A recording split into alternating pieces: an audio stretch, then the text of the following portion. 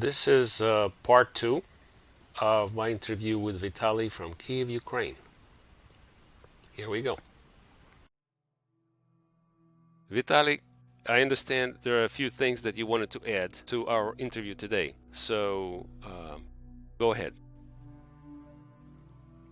Да, я хотел бы добавить о том, Yes, I как would like to ведет add себя about how the Russian army российская conducts армия itself on the на Ukrainian территории territory. Украины.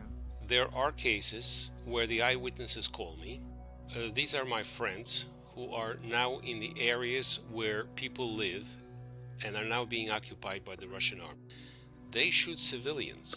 They take away people's food, warm clothes, blankets. They were hoping the military campaign would last 3 to 4 days, but this does not happen. They are now angry, and the way they conduct themselves, the old people say that even Hitler's Nazis did not conduct themselves that way. There are examples of when they enter an auto dealership in some small town, they take absolutely new cars and drive these cars around the town and fire on the civilian, anyone they see. This is an entertainment for them. Then there are the servicemen that came from Chechnya. You should not confuse them with real Chechens. The first ones are called Kadyrovtsi. They are the traitors from Chechnya because they serve Putin. I'm just going to tell you about one case when they entered one civilian area where they abused women by the way of rape. They raped our women. Later they hung these women on trees. They just hung them on trees. They were mocking them, cheered each other. Killing people makes them happy. I want everyone to know about this. This is something you just can't wrap your head around. At the same time, when they're captured, they say they didn't even know where they were going, that they were told that they were going for training. This is not true. I also served in the military, and I know that they don't send you to training with live bullets. It's even more false if you have a whole stack of bullets, including complete sets of ammunition in the tanks.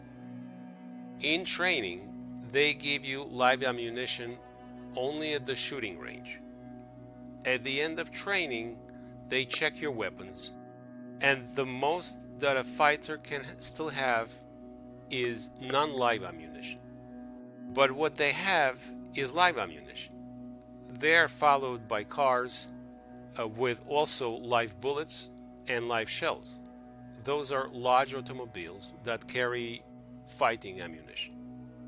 If we're to talk about Kadyrovtsi, who mistreated our women, a special forces squad arrived in this town and eliminated all of them. They were unable to take them as war prisoners. They were just eliminated.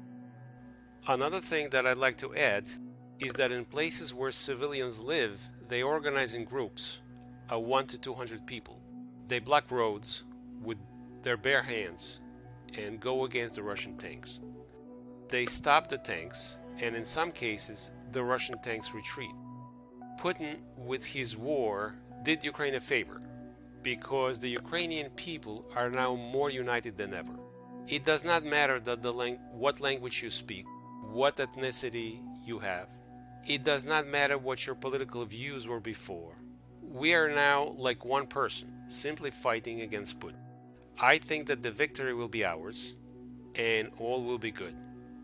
We will withstand this for us. We will withstand this for the entire world. Tell me, if you were a Russian soldier, what would you do? They sent you to kill, they sent you to battle. You don't want to do it. What can you do in this case? Сдаться в плен, бросить оружие и сдаться в плен. Понял. Если ты уже попал в Украину, если ты уже здесь, Give вот, yourself up ну, as a war prisoner. Drop your weapons and give yourself up. Vitalik, the whole population of Ukraine, you guys are heroes, and I can only say that I am proud the way that Ukraine is protecting its own country, its own people, and I wish you all the best. Да, спасибо. Спасибо за предоставленную возможность донести Yes, thank you for the opportunity to информацию. relate information. Я I надеюсь, hope что it would help in some measure to form a just opinion about what is going on here.